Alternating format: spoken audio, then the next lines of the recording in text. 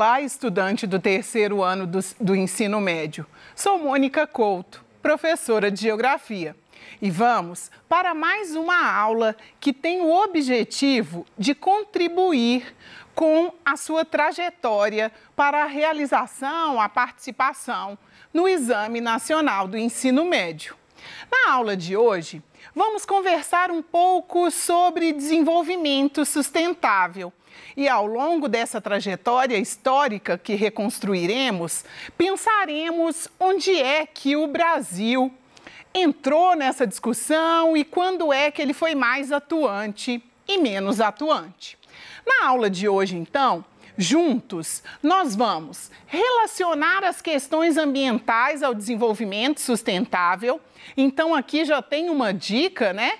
O desenvolvimento sustentável, ele acaba surgindo em resposta às questões ambientais que o mundo enfrentava em um determinado contexto.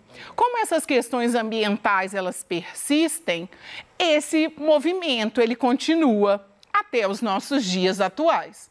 Você vai compreender, então, junto comigo, qual o papel do Brasil nessa lógica de desenvolvimento sustentável, pensando as ações globais de sustentabilidade, onde é que a narrativa brasileira ela se constrói? O que enquanto nação, fazemos em favor do ambiente em que estamos inseridos para contribuir com essa sustentabilidade global?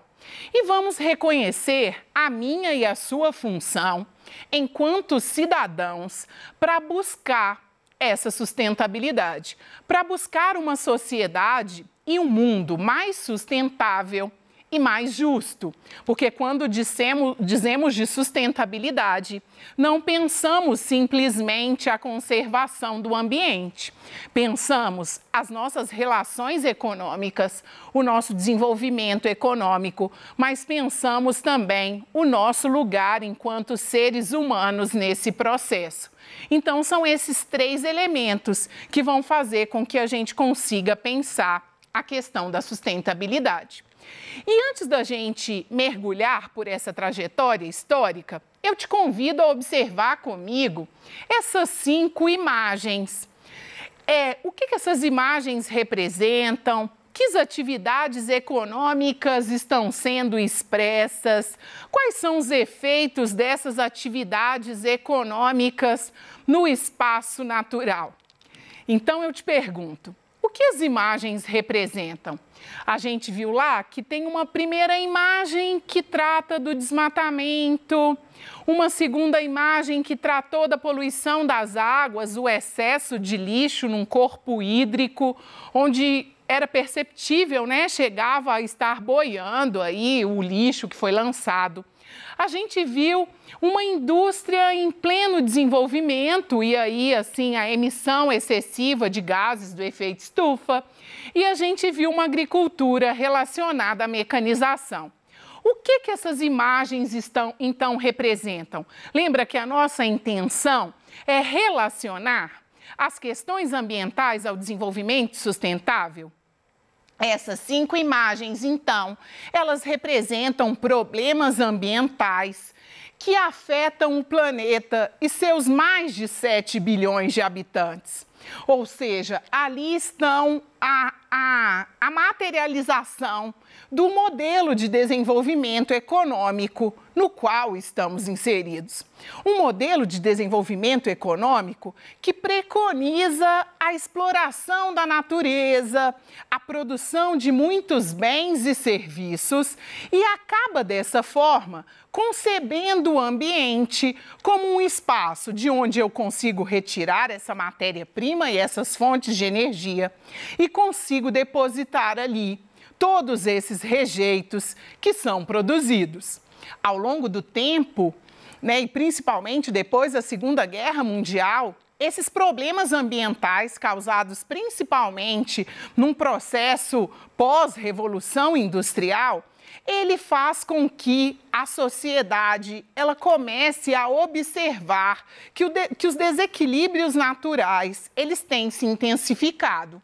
E aí começam a acontecer reações contra esse modelo de desenvolvimento dominante. começa a surgir aí um princípio de uma consciência ecológica. Aqui, especificamente, você observa uma manifestação na França, em 1977, contra uma usina nuclear. E aí, eu gostaria de chamar a sua atenção, essa usina nuclear para a qual essas pessoas estão manifestando contra, né, as usinas nucleares, o potencial de geração de energia é grande, mas a gente não tem o que fazer com o lixo atômico que é gerado. Então, um acidente nuclear, por exemplo, gera problemas assim para uma história inteira de vida de uma comunidade. A gente pode fazer uma analogia a Chernobyl. Essa população, então, na atualidade, em 2020, em fevereiro agora, essa usina hidrelétrica, essa usina nuclear, ela foi desativada na França. Embora essa usina tenha sido desativada, o país ainda possui 18 usinas nucleares. Então, é aquela conversa que a gente faz. Às vezes, a fonte de energia e o tamanho, a dimensão física, as características naturais do país fazem com que a adoção de uma fonte como essa seja a mais indicada dentro das condições que aquele país apresenta. Vamos então agora fazer uma incursão, mergulhar um pouco nessa história sobre o meio ambiente, sobre o desenvolvimento sustentável? Vamos seguir juntos, então, uma espécie de uma linha do tempo, uma linha cronológica sobre essas questões? A primeira vez que o mundo, algumas pessoas do mundo, elas começam a pensar efetivamente, chegam a fazer registro disso, das questões ambientais, foi em 1968, no Clube de Roma, onde alguns industriários e alguns cientistas se reuniram para pensar problemas globais. E dentre esses problemas globais, que eram políticos, eram econômicos, foi inserido também as questões ambientais. Desse encontro, a gente tem a produção de um relatório que se chamou Os Limites do Crescimento. Então, foi um primeiro relatório que começou a acender uma luzinha vermelha para a humanidade, dizendo, olha, precisamos pensar melhor as nossas relações com a natureza, porque vai acabar sucumbindo da forma com que a gente está fazendo uso. Daqui a algum tempo, a escassez de muitos recursos será uma realidade. Então, essas organizações, essas conferências, esses acordos, eles vão se desenrolando. E em 1972, a gente tem uma primeira conferência ambiental. E ela vai acontecer em Estocolmo, na Suécia. E nessa conferência, a gente vai ter uma reflexão e a criação da primeira organização que vai pensar a conservação ambiental, o PNUD, o Programa Nacional de Meio Ambiente, ele vai ser oriundo dessa conferência. Então, países do mundo começam a se organizar. Vamos comentar um pouco sobre o Brasil? O Brasil participa dessa conferência, só que naquele contexto vivíamos a ditadura militar. E o ministro que representou o nosso país chegou a dar uma entrevista e dizer, olha, o Brasil nesse momento, ele vai priorizar o desenvolvimento econômico e futuramente a gente pensa os reflexos dessa poluição no nosso território. Então, observem que as relações ambientais, elas estão diretamente associadas à organização econômica dos países. E fica aí um exemplo evidenciado do nosso país, o Brasil. Em 1997, lá em Nairobi, no Quênia, no continente africano, você tem mais uma nova conferência. E dessa conferência surge esse relatório que a gente chama de Nosso Futuro Comum, também chamado de Brundtland. Então, nesse relatório, começa-se a pensar o que os países no mundo, as nações que, de acordo, ratificaram, são signatárias, aceitaram aí os membros da ONU, que aceitaram as possibilidades que esse relatório trazia de pensar como é que a gente consegue tratar esse fenômeno, né? Enfim, a questão do meio ambiente de uma forma mais sustentável. Aqui, na verdade, entre 72 e 87, mais precisamente em 72, surge o conceito que a gente utiliza muito até hoje, que é o conceito de desenvolvimento sustentável. E esse conceito de desenvolvimento sustentável, ele está alicerçado em 3 pilares. Para que eu consiga um desenvolvimento sustentável, eu tenho que fazer uso, né? É responsável, pensando na conservação desses bens que estão disponíveis no planeta, sem comprometer a qualidade desses bens, a sua quantidade, a sua existência, para as nossas futuras gerações. Então, o desenvolvimento sustentável, ele se alicerça em 3 pontos. Ele precisa pensar o desenvolvimento econômico, então ele precisa ter um desenvolvimento econômico viável. Ele precisa ser socialmente justo e ele precisa pensar essa questão da conservação ambiental. E aqui, num primeiro momento, se dizia de preservação. Esses 2 conceitos são importantes a gente diferenciar.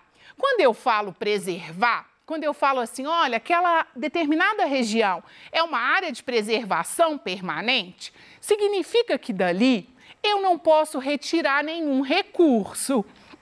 Eu vou fazer a manutenção daquela paisagem da forma com que ela está. Quando eu falo que uma área é uma área de conservação ou uma área de manejo, eu consigo extrair dali algum recurso sem levar à extinção de nenhuma forma aí de recurso, seja ele um recurso natural aí associado à planta, né, algum medicamento, seja recursos minerais aí. Então, voltando aqui, em 1992, o Brasil então cedia a Eco 92, a Rio 92. Entre 87 e 92, os problemas ambientais eles só se agravavam. Então, foi necessário fazer uma nova conferência. Essa conferência foi a maior das conferências, uma conferência que atraiu outros setores, como as organizações não governamentais, as ONGs, né? E aí a gente tem a origem dos fóruns aí sociais dentro da Rio 92, da Eco 92. E na Eco 92 a gente teve a criação, pelo menos, de 3 instrumentos muito importantes. A convenção relacionada às questões florestais, a gente teve a assinatura das convenções climáticas e a produção de um plano de ação para os países, para os municípios nas diferentes escalas, a Agenda 21. E essa agenda, ela é dividida aí em agenda azul, marrom e verde, porque essa agenda pensa, então, o homem em relação com a vegetação, o homem em relação com o relevo e com os minerais e o homem em relação aos recursos hídricos. As agendas, elas foram feitas em diferentes escalas. Vale a pena, inclusive, consultar aí no seu município quais são os planos que ainda derivam dessa Agenda 21.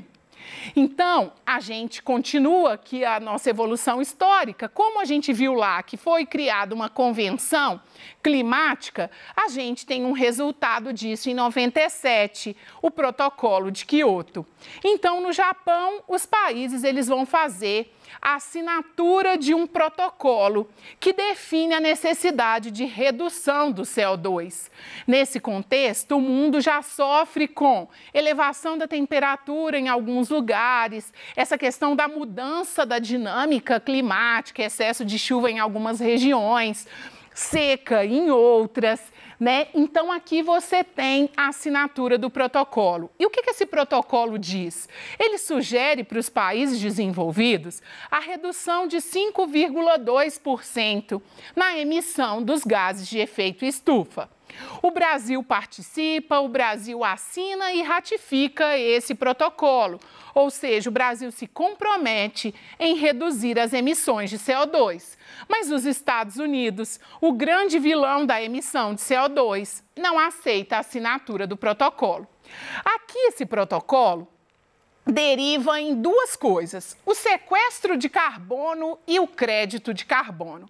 Rapidinho, sequestro de carbono está associado a seres vivos, plantas, florestas e fitoplâncton, que você está vendo aí, que trabalham nessa lógica da fotossíntese, ou seja, absorvem CO2 para a realização da fotossíntese. E aqui cabe só uma observação.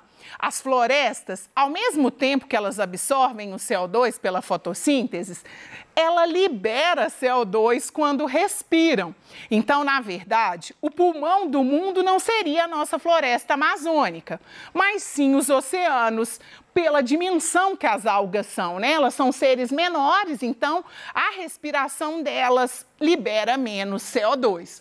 O crédito de carbono, então, são aqueles países que têm essa característica de sequestro de carbono e polui menos, então esses países acabam tendo condição do crédito aí, eles ficam a cada, aí está dizendo, a cada 1 tonelada de dióxido de carbono que é deixado de ser produzido, você ganha um crédito. Daí você consegue negociar esses créditos. Aqui vai uma curiosidade: o Brasil, ele não coloca a floresta amazônica dentro dessa lógica de crédito de carbono, muito para preservar um recurso natural no nosso território. Então, voltando aqui na nossa linha do tempo, 99, 2000, 2002, 99 você tem um pacto global para pensar como as empresas podem aderir às questões ambientais. Em 2000, você tem a criação dos Objetivos de Desenvolvimento do Milênio, que naquele contexto eram 8. A gente vai dizer que eles se transformam. Em 2002, lá em Joanesburgo, na África do Sul, a gente tem a Rio+10, 10 anos depois da Eco 92, aqui no Brasil, a gente teve a Rio+10, e aí era um cenário pouco otimista, porque essa dificuldade da ratificação do Protocolo de Quioto, ainda muitos problemas ambientais no mundo. Em 2012, retomamos a Rio+20 aí novamente no Brasil, né? E aí uma conferência das Nações Unidas, já pensando desenvolvimento sustentável e já pensando uma reformulação daqueles objetivos de desenvolvimento do milênio. Então, em 2015, a gente tem a reformulação dos objetivos de desenvolvimento do milênio, que se tornam objetivos de desenvolvimento sustentável. De 8 pulam para 17. E aí eu queria chamar a sua atenção aqui que a gente tem o Acordo de Paris, que substitui o Protocolo de Quioto, e a partir de 2020 é ele que regula esse cenário internacional de emissão de CO2. E para a gente se tornar pessoas sustentáveis, países sustentáveis, chamo a sua atenção para tentarmos atingir esses 17 objetivos que têm 169 metas. Então, aqui tem objetivos que vão desde as nossas relações com as cidades até as nossas relações com a alimentação e com o desperdício. Aqui eu trago um item do Enem de 2009, é um item que quer saber de você qual é então essa definição de sustentabilidade. E a definição de sustentabilidade é aquela que a gente disse no início, é de garantir o conforto e as necessidades dessa população nossa que estamos vivendo, sem modificar a ponto de quem vier depois da gente não tenha condição de encontrar as mesmas coisas. Então, a nossa resposta aqui é a letra E, né? Necessidade de satisfazer as demandas de quem vive o momento atual, mas considerando a possibilidade das futuras gerações. Sem perder de vista que nem tudo é desenvolvimento econômico. Precisamos pensar na conservação ambiental e precisamos pensar nas pessoas, em nós, seres humanos. Então, na aula de hoje, a gente viu que a busca pela sustentabilidade é uma realidade mundial. É uma realidade mundial respaldada em diferentes acordos e conferências que deu para a gente conversar por aqui. A gente viu que o Brasil é um país que viveu diferentes cenários ao longo dessa evolução, mas que é um país que eu chamo a sua atenção. Na nossa Constituição Federal, no artigo 225, é um artigo que traz uma legislação muito avançada. Cabe cobrarmos melhor. E todos nós, cidadãos, na nossa escala do nosso bairro, da nossa cidade, somos capazes de termos ações mais sustentáveis. Por isso, eu te chamo a me ajudar a salvar esse planeta dentro das condições que temos no nosso espaço de vivência. Até a próxima aula.